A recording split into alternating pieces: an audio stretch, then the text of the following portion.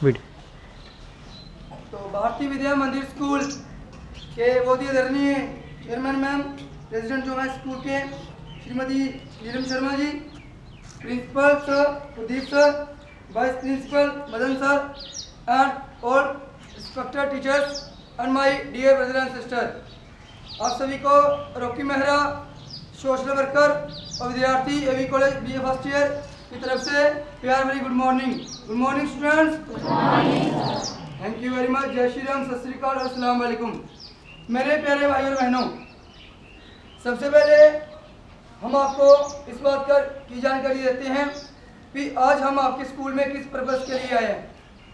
आज से 1 महीना पहले नवंबर महीने को 1 तारीख को हमने एक अभियान शुरू किया। कौन सा अभियान? जैसे कि आप सभी जानते हो कि इस समय हमारे समाज में बहुत सारी ऐसी कुरीतियाँ फैल चुकी हैं जिससे हमारा परिवार, हमारा समाज और हमारा देश प्रभावित हो रहा है। ऐसे बात करते हैं हम आजकल नशे की, कन्या भ्रूण हत्या, डोरी सिस्टम, दहेज प्रथा और नकल।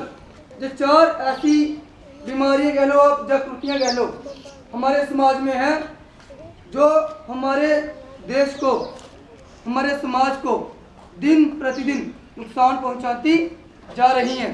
तो इन बुराइयों को, इन कुरीतियों को समाज से जड़ से खत्म करने के लिए एक अभियान शुरू किया गया।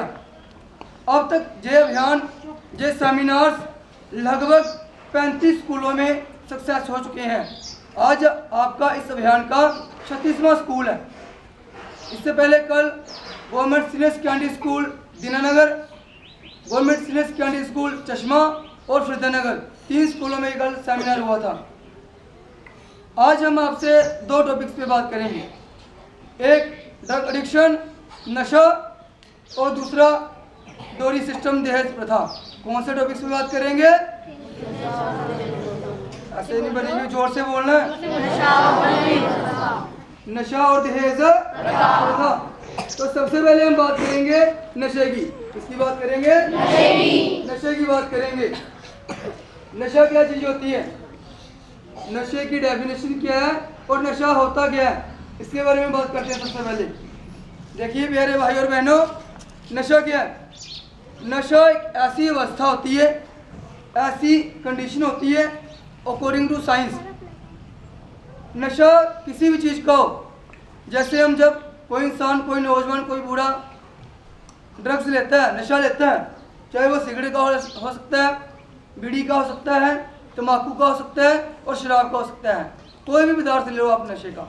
जब वो इंसान नशे को लेता है, खाता है, पीता है, तो होता क्या है, जो हमारा दिमाग होता है, ब्रेन, इस दिमाग का उस इंसान की बॉडी से, शरीर से जो कंट्रोल होता है वो बंद हो जाता है। क्या हो जाता है? कंट्रोल बंद हो जाता है। अभी आप सोचोगे कि नशा करने से ब्रेन का, दिमाग का, बॉडी पे कंट्रोल कैसा बंद हो गया? ध्यान से सुनना। जैसे आप जब आप देखते हो किसी नशेड़ी व्यक्ति को देखते हो, आपके घर में जब किसी के पापा शराबी के घर में आते हैं तो कैसे आते हैं? धक्के खाते हुए आते हैं। आते नहीं आते? धक्के खाते हुए आते हैं। और एक वो व्यक्ति जिसने ड्रग्स ली हो, शराब पी हो, नशा किया हो, कोई भी, वो उल्टी सीधी बातें भी करता है। करता नहीं करता? उल्टी सीधी बातें करता है। इसका क्या अर्थ हुआ? इसका यही अर्थ हुआ कि जो जिस व्यक्ति ने नशा लिया है, उस व्यक्ति का जो दिमाग है, उस दिमाग का उसके शरीर पे कंट्रोल नहीं है। ना तो उसका शरीर पे कंट्रोल है और ना ही उसका अपने मन पे कंट्रोल है। तभी वो उल्टी सीधी बातें कर रहा है और तभी वो धक्के खा रहा है। तो इसका मतलब जो है वो यही है कि नशा हम इसी को कहते हैं। ये मैंने बताया आपको अकॉर्डिंग टू साइंस। तो इसको हम नशा कहते हैं। बात समझ में आ गई? नशा क्या होता है? ऐसी अवस्था जब हम नशे को ले लेते हैं और ब्रेन का, दिमाग का, हमारे शरीर और हमारे मन से जो कंट्रोल होता है, नर्वस सिस्टम का, वो खत्म हो जाता है, उसको हम नशा कहते हैं। तो ये बातें तो आप बुक्स में भी पढ़ते हो कि नशा करना सेहत के लिए हानिकारक है। कई लोग, आपके टीचर्स भी आपको बताते हैं भी नशा नहीं करना चाहिए, है ना। आजकल तो गवर्नमेंट ने भी अप्लाई किया हुआ है सभी ड्रग्स के जो मटेरियल होते हैं, जैसे बीड़ी का बंडल देख लो, उस पर भी लिखा होता है सेहत के लिए हानिकारक है। शराब की बोतल देख लो, उस पर भी लिखा होता है सेहत के लिए, सिगरेट की डब्बी पर भी लिखा होता है सेहत के लिए। आपकी आवाज़ कम है, खाना खा के नहीं आया? खाना खा के आए हो, फिर भी आवाज़ आपकी कम आ रही है, तो जोश होना चाहिए आप में, जोर से आप आंसर दिया करो। तो सिगरेट की भी डिब्बी पे भी लिखा होता है सेहत के लिए हानिकारक है। तो हमको पता है कि ये सभी मटेरियल, सभी पदार्थ ये सेहत के लिए क्या है, हानिकारक। लेकिन फिर भी इतना जानते हुए भी कि ये सब पदार्थ सेहत के लिए हानिकारक है, लेकिन फिर भी हम लोग, हम ना ही सही, हमारे पापा, हमारे चाचा जी हो सकते हैं, आपके ताया जी हो सकते हैं, आपके भैया जी हो सकते हैं, आपके मोहल्ले में कोई और इंसान हो सकता है, ये जानते हुए भी अनजान बन जाते हैं हम कि ये हमारी सेहत के लिए हानिकारक है, फिर भी हम लोग इसको यूज़ करते हैं। पता है भी आगे खाई है, आगे खूह है या खाई है, फिर भी हम उस खाई में छलांग लगा देते हैं। तो देखो इस समाज को सुधारने में प्रॉब्लम कहाँ पे आती है, सब कुछ जानते हैं, ये नहीं है कि जो शराब पीते हैं उनको पता नहीं होता कि सेहत के लिए हानिकारक है। उन्होंने देखा भी होता है कि जो इंसान नशा करते हैं उनकी जो मृत्यु है वो भी कम समय में हो जाती है, सभी को पता होता है। ये नहीं, ऐसी बात नहीं कि जो इंसान सिगरेट पीता है उसको ये नहीं पता कि सिगरेट के नुकसान क्या है, उसको पता होता है, लेकिन मजबूर हो जाता है, वो मजबूर हो जाता है। क्या हो जाता है, मजबूर किस लिए होता है, आदत की वजह से। किसी भी चीज़ की एक बार आप आदत लगा लो कभी ज़िंदगी में छूटती नहीं है, चाहे वो टीवी की आदत हो, चाहे वो नशे की आदत हो, चाहे चाय की आदत हो, कोई भी आदत को देख लो, एक बार आपके बस में लग जाए वो लत बन जाती है और लत कभी भी छूटती नहीं है। तो इसलिए बेचारा वो मजबूरन, वो पता भी सेहत के लिए हानिकारक है, फिर भी उसको दिन प्रतिदिन जूझ करता है और बहुत कम समय में ही अपनी जो चीज़ होता है उसको त्याग देता है। नशा करने वाला व्यक्ति, देखो ये तो थी उसकी पर्सनल बात भी नशा करने से क्या होता है। हम किताबों में ही पढ़ते हैं उसके जो लंग्स होते हैं, फेफड़े होते हैं, वो नशा करने से क्या होते हैं, डैमेज हो जाते हैं। क्या होते हैं, डैमेज होते हैं। देखो एक नशा करने वाला आपके घर में चाहे भाई है, आपके पापा हैं, आपके चाचा हैं, आपके भैया, कोई भी है, नशा करने वाला कोई भी है, वो अपने शरीर की तबाही तो करता ही करता है, साथ ही साथ में अपने परिवार की भी तबाही करता है। कोई घर मुझे ऐसा बता दो अपने आसपास या अपने घर में कोई ऐसा घर बता दो जिस घर में कोई नशा करता हो और उस घर में सुख शांति हो। ऐसा कोई ऐसा घर है आपके आसपास जिस घर में कोई नशा करता है, आपके भैया, आपके पापा, आपके चाचा, कोई हो सकता है, उस घर में कभी सुख शांति हो? है कोई ऐसा घर? नहीं है। कोई भी ऐसी शादी बता दो, कोई बर्थडे पार्टी बता दो जिस घर में कोई नशा करता हो, वो बर्थडे पार्टी या वो शादी बिना लड़ाई झगड़े के सक्सेस हुई हो? है कोई ऐसी शादी? आप प्रतिदिन देखते हो शादी में जाते होंगे और शादी में जब शराब पी के डांस वगैरह करते हैं अक्सर लड़ाई झगड़े होते हैं। किसके कारण? नशे के कारण। तो इसका अर्थ ये हुआ कि जो व्यक्ति, जो भाई, जो नौजवान नशा करता है वो अपने शरीर की तबाही तो करता ही करता है और साथ में अपने परिवार को भी नुकसान पहुंचाता है। और जब परिवार को नुकसान पहुंचाता है तो ऑटोमेटिकली अपने समाज और अपने देश को भी नुकसान पहुंचाता है। समाज को नुकसान कैसे पहुंचाता है? वो समाज में ना तो उसकी रैप होती है, ना तो उसकी रेपुटेशन, ना इज्जत, ना मान, ना सम्मान। इसका मतलब वो समाज को भी गलत कर रहा है। कई लोग जिस घर में माँ बाप पेरेंट्स होते हैं वो शराब पीते हैं पापा, तो उनके बच्चे भी आगे शराब पीना शुरू कर देते हैं। वो कैसे? मान लीजिए मेरे पापा शराब नहीं पीते, तो जब मैं शराब पीऊँगा मैं 2 बार सोचूंगा पहले, ये मेरे पापा नहीं पीते, लोग क्या कहेंगे कि पापा पीते नहीं और लड़का पीने लग पड़ा। तो जिसके घर में पहले से पीते होंगे वो बच्चा क्या सोचेगा, कोई बात नहीं, मेरे पीना भी तो मैं पी लेगी तो कोई बड़ी बात होने वाली नहीं है, वो ये बात सोचेगा। तो देखो देखी दूसरे लोग भी कहते हैं ना, संगत जैसी संगत वैसी रंगत, तो नेचुरली है कि जब एक बात से दूसरा इंसान भी सीख जाता है, दूजे को देख कर दूजा भी रंग बदलता है। तो इससे वह समाज को भी प्रभावित करते हैं और जब समाज को प्रभावित करते हैं तो ऑटोमेटिकली देश को भी प्रभावित करते हैं। अभी देश को प्रभावित कैसे करते हैं इस बात को सुन लीजिए।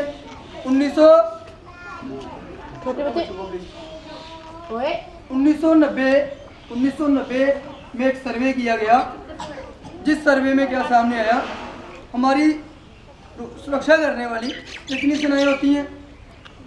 कितनी सेनाएं हमारी? 3। कितनी सेनाएं हमारी?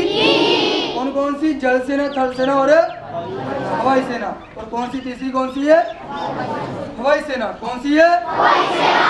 हवाई सेना। तो ये तीनों सेनाओं का जब सर्वे किया गया तो क्या सामने आया कि भारत की जितनी भी कुल सेनाएं हैं, जल थल और हवाई, इन सेनाओं में पंजाब में से 85 नौजवान, पंजाब में से कितने नौजवान हैं? 85 नौजवान जो है वो किस स्टेट से हैं? पंजाब से। किस स्टेट से थे? पंजाब से। 100 में से 85 नौजवान पूरी सेना में पंजाब से। लेकिन जब यही सर्वे लास्ट ईयर 2013 में किया गया तो सामने क्या आया? सामने ये आया कि वही पंजाब के लोग, लेकिन संख्या कितनी रहेगी पंजाब की? 35। कितनी संख्या रहेगी? 35। जब 85 और 35 का डिफरेंस था, 50 नौजवान कहाँ चले गए? नशे में। कहाँ चले गए? नशे में चले गए। तो जब वो 50 नौजवान नशे में चले गए तो वह देश की सुरक्षा होगी? नहीं होगी। इसी वजह से हम कहते हैं कि एक नशा करने वाला व्यक्ति न सिर्फ अपने आप को, अपने परिवार को, अपने समाज को, बल्कि कहीं ना कहीं देश को भी नुकसान पहुंचाता है। अभी कुछ ही दिन पहले की बात है, मेरे ख्याल से जम्मू कश्मीर में मुठभेड़ हुई, आप जानते होंगे शायद, उसमें 3 नौजवान शहीद हुए। वो किस स्टेट से बिलोंग करते हैं? पंजाब से। किस स्टेट से बिलोंग करते हैं? पंजाब से। और जब आप इतिहास में भी पढ़ते हो, इतिहास में भी आप पढ़ते हो कि जब भी कोई बाहरली जाति, चाहे वो खून है, चाहे कश है, चाहे वो सिकंदर आया, कोई भी राजा महाराजा भारत पे हमला करने की सोचता था तो सभी राज्यों को बड़ी आसानी से वो जीत लेता था। लेकिन जब पंजाब की बारी आती थी तो पहले वो 100 बार सोचता था कि मैंने किस स्टेट पे हमला करना है, पंजाब पे। तो इतने सोचता क्यों था? क्योंकि पंजाब के जो नौजवान थे बहुत बहादुर थे। क्या थे? बहादुर। लेकिन आज वही पंजाब के नौजवान नशे में पड़ के उनसे 2 किलोमीटर दौड़ में भी निकाली जा सकती है।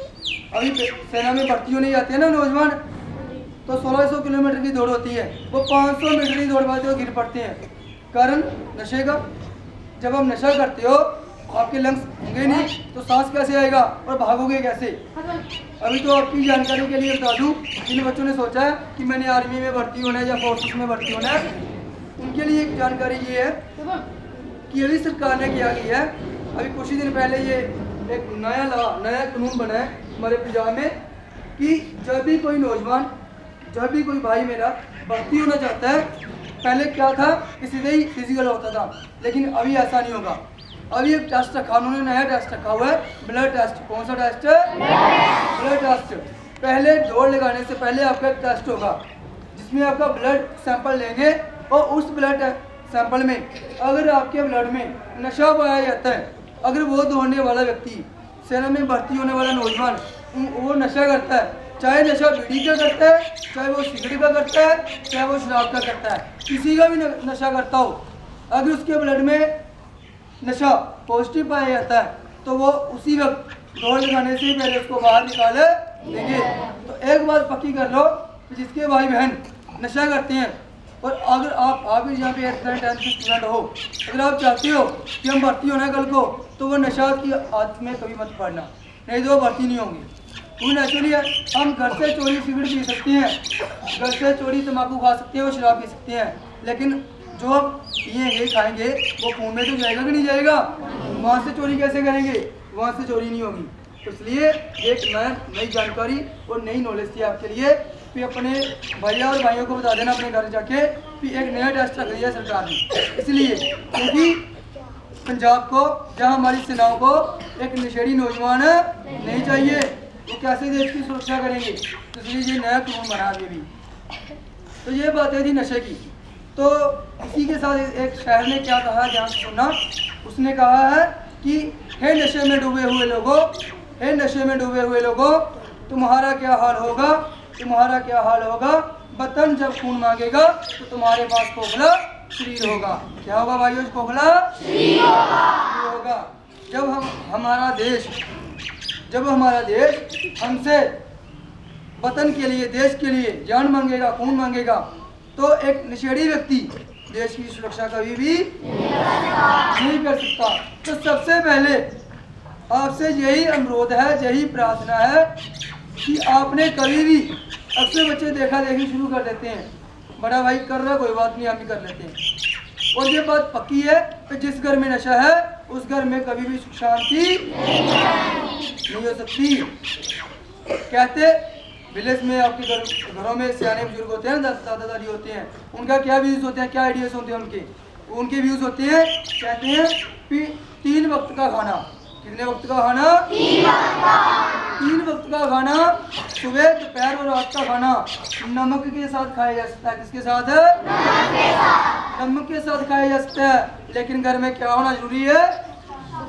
सुख शांति। क्या होना जरूरी है? सुख शांति।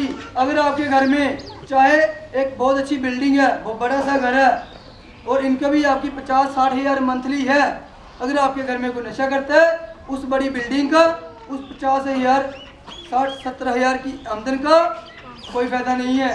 पैसे कितने भी हो, बिल्डिंग कितनी भी खड़ी कर लो, अगर आपके घर में कोई नशा करता है, अगर घर में सुख शांति नहीं है, तो उन पैसों का और इतनी बड़ी बिल्डिंग का भी कोई फायदा नहीं है। सबसे पहले घर में सुख शांति होना जरूरी है। तो सुख शांति उसी के घर में होगी जिस घर में कोई नशा नहीं करता। अभी आप सोच रहे होंगे कि भैया ने कह दिया अभी सुख शांति बनानी है, तो अभी सुख शांति कैसे बनाएंगे? हमारे पापा तो ऑलरेडी नशा करते होंगे, है ना? आई विश कि आपके घर में किसी के भी पापा, किसी के भैया, किसी के भी चाचा वगैरह जो है वो नशा ना करता हूँ। लेकिन मुझे इतना पता है कि कोई विलेज, किसी विलेज में एक घर ही ऐसा होता है जिसके घर में कोई नशा ना करता हो। कोई ना कोई नशा तो करता ही होगा, चाहे बीड़ी सिगरेट का, सिगरेट नहीं तो तम्बाकू, कोई ना कोई चार तो लेते हैं सभी। कोई एक ऐसा घर होता है जिसके घर में बिल्कुल कोई नशा ना करे। तो आपने ये करना है, अपने भैया का, अपने चाचा का, अपने किसी की रिलेटिव हो, आपके पापा हो, उनका नशा कैसे छुड़ाना है। सबसे पहले तो आपको बताइए, आपने नशे में नहीं पड़ना। अभी आपको बताने जा रहा हूँ कि अभी आपने जिनके पापा वगैरह शराब पीते हैं, नशा करते हैं, उनका नशा छुड़ाना कैसे। एक कोई पढ़ी हुई बात नहीं बता रहा आपको मैं, ना तो किसी से पढ़ी हुई बात बता रहा हूँ, ना टीवी से सुनी हुई, बल्कि वो बात बताने जा रहा हूँ आपको मैं। एक प्रैक्टिकल करके देखना इसका 101% श्योर कि आपके पापा नशा करना छोड़ देंगे। 101% कह के जा रहा हूँ मैं, आपके विलेज का ही हूँ। अगर नहीं छोड़ेंगे मुझे बता देना आगे कि भैया आपने बताया था नहीं छोड़ा। और इस आइडिया को ध्यान से सुनना, जो मैंने खुद प्रैक्टिकल करके फिर आपको बता रहा हूँ कि कैसे करना है, अपने पापा का नशा कैसे छुड़ाना है। ध्यान से सुनना। सबसे पहले तो आपने घर जाना और अपने पापा को कहना है कि पापा अगर आप आज घर में शाम को शराब पी के आए, जब आपकी पॉकेट में, आपकी जेब में मैंने बीड़ी का बंडल देख लिया, सिगरेट की डब्बी देख ली, या तम्बाकू की पुड़िया देख ली, तो मैं आपसे बात नहीं करूंगी। मैं आपसे बात पहला स्टेप ये नशा छुड़ाने का। आपने सभी घर में ये कहना है, भाइयों ने बहनों में भी, कि पापा अगर आप शाम को शराबी के घर में आ गए ना, तो सोच लेना मैं आज के बाद आपसे बात नहीं करूँगा या नहीं करूँगा।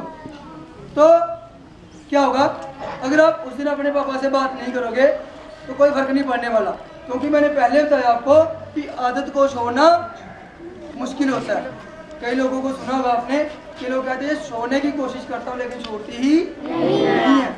कई बार कोशिश करते हैं लेकिन फिर से वो कीड़ा सा उत्पन्न होता है, फिर से लोग उसको पीना फिर से दोबारा शुरू कर देते हैं।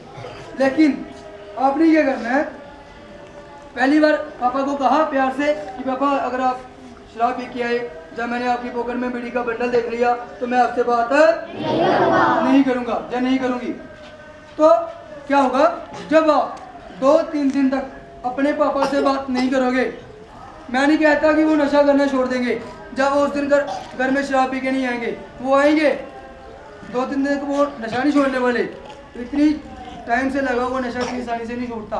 तो क्या होगा, उस 2-3 दिन तक बात ना करने का फायदा क्या मिलेगा आपको, कि जो 3 दिन तक आप पापा से बात नहीं करोगे, कहीं ना कहीं चाहे छोटा सा दुख जरूर पापा को होगा कि मेरी शराब की वजह से, मेरी सिगरेट पीने की वजह से मेरे बेटे ने या मेरी बेटी ने मुझसे बात नहीं की।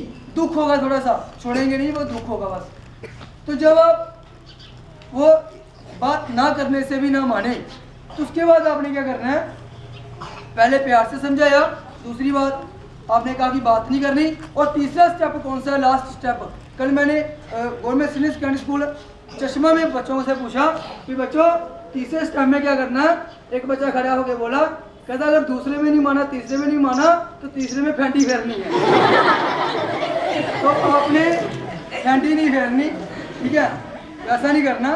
आपने क्या करना है तीसरे स्टेप में, फिर मैंने समझाया उसको, फैंटी नहीं फेरते पापा को, प्यार से समझाना है ना, प्यार से समझाना है। तो क्या करना है तीसरे स्टेप में, तीसरे स्टेप में आपने पापा से थोड़ा गुस्से से, पहले प्यार से कहा, अभी गुस्से से कहना कि पापा अगर आप शाम को शराब पी के फिर से आ गए, या फिर से मैंने आपकी पॉकेट में बीड़ी का बंडल या सिगरेट की डिब्बी देख ली, तो आज मैं खाना नहीं खाऊंगा, या आज मैं खाना नहीं खाऊंगी। तो उस दिन आप पक्का खाना मत खाना, एक दिन का फास्ट रख सकते हो, कोई चिंता वाली बात नहीं है, ठीक है। वो बेचारी सोच में पड़ गई खाना नहीं खाएगा, कुछ नहीं होगा एक दिन में कुछ नहीं होने वाला। तो आपने क्या करना है, एक दिन में खाना मत खाना, कोई बात नहीं। तो जब आप पूरे दिन में के दौरान खाना नहीं खाओगे, तो रात को आपके पापा घर में आएंगे काम से, अपने अपने काम से घर में आएंगे, तो वो आपकी मम्मा से पूछेंगे, क्या पूछेंगे कि क्या गुड़िया ने खाना खाया, या मेरे बेटे ने खाना खाया। तो आपके मम्मा गुस्से से कहेंगे उनको, क्या कहेंगे, नहीं खाया। तो क्या क्यों नहीं खाया, कहेंगे आपकी शराब की वजह से नहीं खाया, तुम्हारी सिगरेट की वजह से नहीं खाया, और तुम्हारे इस बीड़ी के बंडल से की वजह से नहीं खाया। तो जब आपके मम्मा गुस्से से आपके पापा को कहेंगे, ठीक है, तो कहीं ना कहीं फिर उनको दुख होगा कि सुबह से लेकर शाम तक मेरी बेटी ने मेरी शराब की वजह से खाना नहीं खाया, मेरी बीड़ी के बंडल की वजह से खाना नहीं खाया। मैं नहीं कहता कि वो मान जाएंगे, उस वक्त भी नहीं मानने वाले, वो आदत इतनी आसानी से नहीं छूटती, उस वक्त भी वो नहीं मानेंगे। वो कहेंगे, सोचेंगे कोई बात नहीं, आगे भी गुड़िया फास्ट रखती थी, शायद फास्ट रखा होगा, कोई बात नहीं, खाया तो सुबह खा लेगी। तो आपने क्या करना है, दूसरे दिन सुबह भी खाना खा के स्कूल में नहीं आना। इंसान 12 दिन तक जीवित रह सकता है बिना खाने के, आपको पता होना चाहिए। अन्ना हजारे ने लास्ट ईयर फास्ट रखे, 12 दिन तक बिना खाए कुछ रहे, तो वो तो बुजुर्ग थे, उन्होंने रखा हमारे देश के लिए। तो आप अपने पापा के लिए 2 दिन भूखे रह सकते हो, रह सकते हो नहीं रह सकते? क्यों? क्योंकि हर एक बच्चों की अपनी एक ख्वाहिश होती है कि हमारे मम्मी पापा की जिंदगी क्या हो, सुरक्षित और लंबी हो, क्या हो, लंबी हो। क्योंकि हमारे पेरेंट्स अपने बच्चों के लिए दुआ करते हैं कि हमारे बेटे की जो बेटी या बेटे की आयु लंबी हो, और हम अपने पेरेंट्स के लिए करते हैं, करते नहीं करते, करते हैं। तो ये बात तो क्लियर है कि जिनके पापा शराब पीते हैं, जिनके पापा सिगरेट पीते हैं, बीड़ी पीते हैं, उनकी आयु कभी लंबी हो सकती है? नहीं हो सकती। एक तरफ वो मंदिरों में जाएं, भगवान से दुआ करें कि हे भगवान मेरे पापा की आयु ना लंबी करना, दूसरी तरफ मेरे पापा सुबह से लेकर शाम तक शराब में डूबे रहे, वहाँ पे भगवान क्या करेंगे? वहाँ पे भगवान भी कुछ नहीं, चाहे जितनी भी गांडियाँ खड़े वालों मंदिरों में जाकर, वहाँ पे भगवान भी कुछ नहीं कर सकते। तो इसलिए अगर अन्ना हजारे देश के लिए 12 दिन तक भूखे रह सकते हैं, आपने तो अपने पापा के लिए 2 दिन तक भूखे रह सकते हो। तो आपने क्या करना है, दूसरे दिन भी खाना खा के स्कूल में नहीं आना। तो जब आप स्कूल में आ जाओगे बिना खाए, खाना खाए, तो पापा पूछेंगे काम से जाने से पहले। फिर रात को भी ये बात नहीं कि पापा को दुख नहीं हुआ होगा, दुख जरूर, क्योंकि पेरेंट्स से बढ़कर बच्चों की स्थिति को कोई भी नहीं जानता। उनको तभी दुख हुआ होगा, और वो पूछेंगे मम्मा से कि गुड़िया सुबह कल का खाना नहीं खाया गुड़िया ने, क्या वो अभी खा के गई? तो मम्मा फिर से कहेंगे कि तुम्हारी शराब की वजह से खा के, तब जाके दूसरे दिन जाके मैं गारंटी के साथ कह सकता हूँ कि आपके पापा को इतना दुख होगा, मैं नहीं कहता बिल्कुल छोड़ देंगे, लेकिन उस दिन के बाद शाम को जब आप स्कूल से घर जाओगे, तो वो आपको कहेंगे, क्या कहेंगे? वो आपको कहेंगे बेटा खाना खा लो, मैं आपसे प्रॉमिस करता हूँ कि मैं आज के बाद शराब के घर में नहीं आऊँगा। आज के बाद मेरी पॉकेट चेक कर लेना, मेरी पॉकेट में बीड़ी